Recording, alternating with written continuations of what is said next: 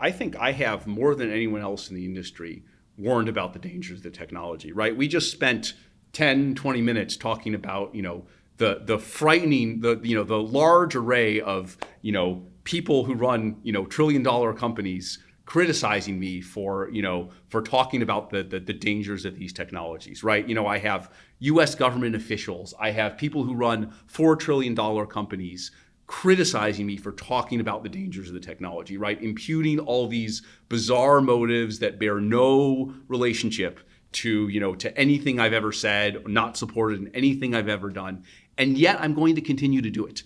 I actually think that as the revenues, as the economic business of AI ramps up, and it's ramping up exponentially, if I'm right, in a couple years, it'll be the biggest source of revenue in the world, right? It'll be the biggest industry in the world, and people who run companies already think it. So we actually have this terrifying situation where, hundreds of billions to trillions to, I would say, maybe 20 trillion of capital is on the side of accelerate AI as fast as possible. We have this, company that's very valuable in absolute terms, but, looks very small compared to that, right? $60 billion. And I keep speaking up, even if, it makes folks in, there have been these articles, some folks in the US government are upset at us, for example, for opposing the moratorium on AI regulation, for being in favor of export controls for chips on China, for talking about the economic impacts of AI. Every time I do that, I get attacked by many of my peers. Right, but you're still assuming that we can control it. That's what I'm pointing out. But I'm just telling you how much effort, how much persistence, how much, despite everything that's stacked up, despite all the dangers, despite the risk that it has to the company of being willing to speak up, I'm willing to do it. And that's why I'm saying that, look, if I thought that there was no way to control the technology, right? If I thought, even if I thought this is just a gamble, right? Some people are like, oh, you think there's a 5 or 10% chance that AI could go wrong? You're just rolling the dice. That's not the way I think about it. This is a multi-step game, right? You take one step, you build the next step of most powerful models, you have a more intensive testing regime. As we get closer and closer to the more powerful models, I'm speaking up more and more. And I'm taking more and more drastic actions because I'm concerned that the risks of AI are getting closer and closer. We're working to address them. We've made a certain amount of progress. But when I worry that the progress that we've made on the risks is not fully aligned with the, is not going as fast as we need to go for the speed of the technology, then I speed up. Then I speak up louder. And so, you're asking, why am I talking, you started this interview by saying, what's gotten into you? Why are you talking about this? It's because the exponential is getting to the point that I worry that we may have a situation that our ability to handle the risks is not keeping up with the speed of the technology.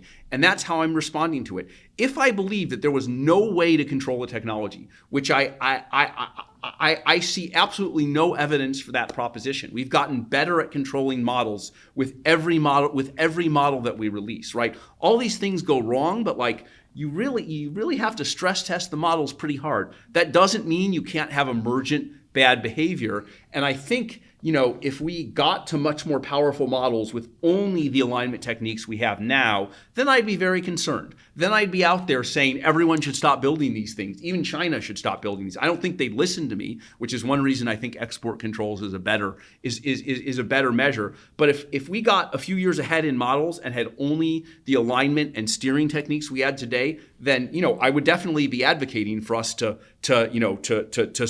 slow down a lot. The reason I'm warning about the risk is so that we don't have to slow down, so that we can invest in safety techniques and can continue the progress of the field. It would be a huge economic effort. Even if one company was willing to slow down the technology, that doesn't stop all the other companies. That doesn't stop our geopolitical adversaries to whom this is a existential fight for survival. So, there's very little latitude here, right? We're stuck between all the benefits of the technology, the race to accelerate it, and the fact that is a multi-party race. And so I am doing the best thing I can do, which is to invest in safety technology to speed up the progress of safety. I've written essays on the importance of interpretability, on how important various directions in safety are. We release all of our safety work openly because we think that's the thing that's a public good. That's the thing that everyone that everyone needs to share. So if you have a better strategy for balancing the benefits, the inevitability of the technology, and the risks that it face, I am very open to hear it, because I go to sleep every night thinking about it, because I have such an incredible understanding of the stakes in terms of the benefits, in terms of what it can do, the lives that it can save. I've seen that personally. I also have seen the risks personally. We've already seen things go wrong with the models. We have an example of that with Grok, and people dismiss this, but they're not going to laugh anymore when the models are taking actions, when they're manufacturing, and when they're in charge of medical interventions. Right? People can laugh at the risks when the models are just talking, but I think it's very serious. And so I think what this situation demands is a very serious understanding of both the risks and the benefits. These are high stakes decisions. They need to be made with they need to be made with a seriousness. And I think something that makes me very concerned is that on one hand, we have a cadre of people who are just doomers. People call me a doomer, I'm not, but there are doomers out there. People who say they know there's no way to build this safely. I've looked at their arguments. They're a bunch of gobbledygook. The idea that these models have dangers associated with them, including dangers to humanity as a whole, that makes sense to me. The idea that we can kind of logically prove that there's no way to make them safe, that seems like nonsense to me. So I think that is an intellectually and morally unserious way to respond to the situation we're in. I also think it is intellectually and morally unserious for people who are sitting on $20 trillion of capital, who all work together because their incentives are all in the same way. There are dollar signs in all of their eyes. To sit there and say, we shouldn't regulate this technology for 10 years. Anyone who says that we should worry about the safety of these models is someone who just wants to control the technology themselves. That's an outrageous claim, and it's a morally unserious claim. We've sat here and we've done every possible piece of research. We speak up when we believe it's appropriate to do so. We've tried to back up, when we make claims about the economic impact of AI. We have an economic research council. We have a economic index that we use to track the model in real time, and we're giving grants for people to understand the economic impact of the technology.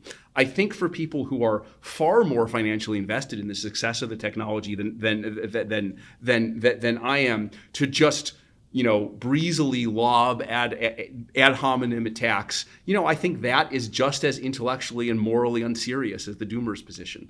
I think what we need here is we need more thoughtfulness. We need more honesty. We need more people willing to go against their interest, willing to not have breezy Twitter fights, hot takes. We need people to actually invest in understanding the situation, actually do the work, actually put out the research, and actually add some light and some insight to the situation that we're in.